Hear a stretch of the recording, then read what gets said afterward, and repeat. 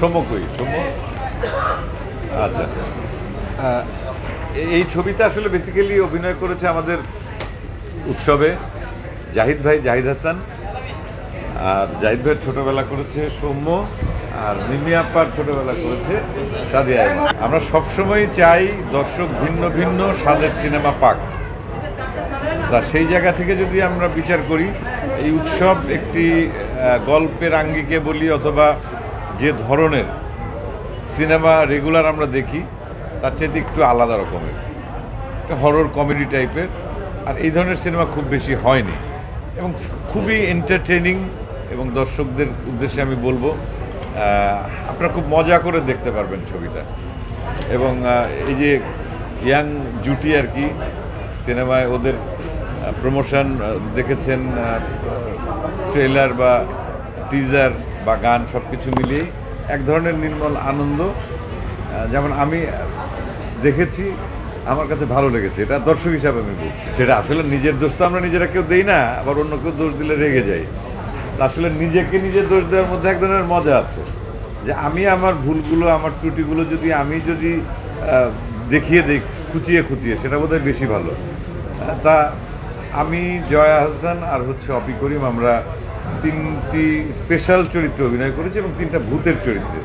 তা এই ভূতগুলো হচ্ছে যে 3জনের রূপ ধরে তো আসে, তো যে কারণে একজন আরেকজনকে খোঁচানোটা খুব সহজ হয়েছে, মজার হয়েছে এবং দর্শক তাতে দেখা যাচ্ছে খুব মজা পাচ্ছে, তাই না? আমি যখন চন্দ্র চৌধুরীকে এনে বাজে কথা বলছি, বাজে মানে কি, গালাগালি না, মানে একটু আর কি খোঁচা দিয়ে কথা বলা, এটা দর্শক খুব মজা পাচ্ছে এবং ভালোই লাগে। দেশ জুড়ে তোলপাড় ওয়ালটন ফ্রিজ কিনে আপনিও হয়ে যেতে পারেন মিলেনিয়ার। আমি আসলে ব্যক্তিগতভাবে সবসময় আমার যে সিনেমাগুলো আমি করেছি, আপনারা দেখে থাকবেন হয়তোবা, যে সবগুলো সিনেমাই কিন্তু আলাদা এবং রেগুলার যে প্র্যাকটিস সিনেমার সেখান থেকে একটু আলাদা ধরনের গল্প, মেকিং বা সব কিছু মিলিয়ে। আর বিভিন্ন ধরনের সিনেমা থাকতে হবে, মানে দর্শকের তো আর সবাই তো আর এক ধরনের দর্শক না, এক একজনের রুচি এক এক রকম। সেই জন্য আমার মনে হয় কি যে বিভিন্ন রকম, কেউ হয়তো কমার্শিয়াল ছবি একদম ধুমধারাক্কা, গান বাজনা, ফাইট এগুলো পছন্দ করবে, অ্যাকশন থ্রিলার এগুলো পছন্দ করবে, কেউ আবার একটু সাহিত্যধর্মী গল্প পছন্দ করবে, কেউ একটু কমেডি পছন্দ করবে। তা আমার মনে হয় দর্শকের যেহেতু বিভিন্ন ক্যাটাগরি আছে, অতএব আমাদের সিনেমাগুলো আসলে বিভিন্ন ক্যাটাগরি হওয়া উচিত এবং আমাদের সেই ভেরিয়েশনটা কম। তা এই উৎসবটা কিন্তু একটা নতুন আঙ্গিক তৈরি করলো আমাদের সিনেমার ক্ষেত্রে, যে হরর কমেডি আর কি, যেটা এই হরর কমেডিটা আসলে খুব বেশি হয়নি, আমার খুব বেশি জানা নেই যে দর্শক। এবং আমরা এই গল্পের সবচেয়ে বড় যেটা মজার বিষয়, যে সময়কালটা 90-এর দশক, এবং সেই 90-এর দশকের লুকটা কীরকম ছিল, পোশাক আশাক থেকে শুরু করে আমাদের সোসাইটি, আমাদের আচার আচরণ সব কিছু, এটা একটু রিকল করা আর কি। তা সব কিছু মিলিয়ে আমি চাই যে বিভিন্ন ধরনের সিনেমা হোক এবং দর্শক সব ধরনের সিনেমার সঙ্গে যুক্ত হোক, দেখুক, এনজয় করুক। জাহিদ ভাই, মানে জাহিদ হাসান বাংলাদেশের অনেক অনেক অনেক জনপ্রিয় একজন অভিনেতা এবং আমরা যখন অভিনয়ে আসিনি তখনই তুমুল জনপ্রিয় অভিনেতা এবং ওনাদের অভিনয় দেখে দেখে কিন্তু আমরা আগ্রহী হয়েছি এই অভিনয়ে। তা সেই জাহিদ ভাই এখানে মূল চরিত্রে অভিনয় করছে এবং জাহিদ ভাইয়ের অভিনয় সম্পর্কে তো আমার বলার আর কোনো মানে দুঃসাহস নেই।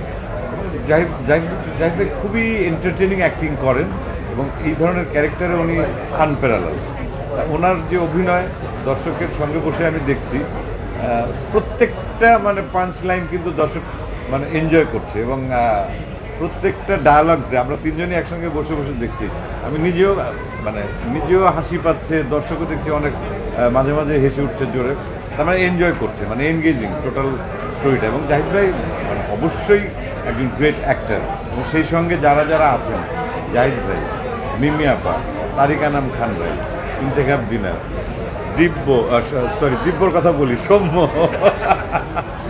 দিব্য সৌম্য ছাড়া একজনের নাম বলা হয় না, দুটো নাম চলে আসে, সৌম্য, সাদিয়া আইমান, তারপরে আমার কথা বাদ দিলাম, জয়া হাসান, অপি করিম, একটা ফুল প্যাকেজ এখানে আছে এবং খুব মজা করে সবাই অভিনয় করেছে এবং প্রাণ খোলা। এবং আমার মনে হয় সিনেমাটি দেখতে দেখতে একটা জিনিস ফিল হচ্ছে, যে এই যে সবাই মিলে এক হয়ে যাওয়া না, দ্বিধা দ্বন্দ্ব, অনেক সময় অনেক ধরনের কমপ্লেক্সের ভেতর দিয়ে আমরা চলাফেরা করি, নির্মল কোনো বিনোদন মানে সহজ সরলভাবে আমরা আসলে গ্রহণ করি না।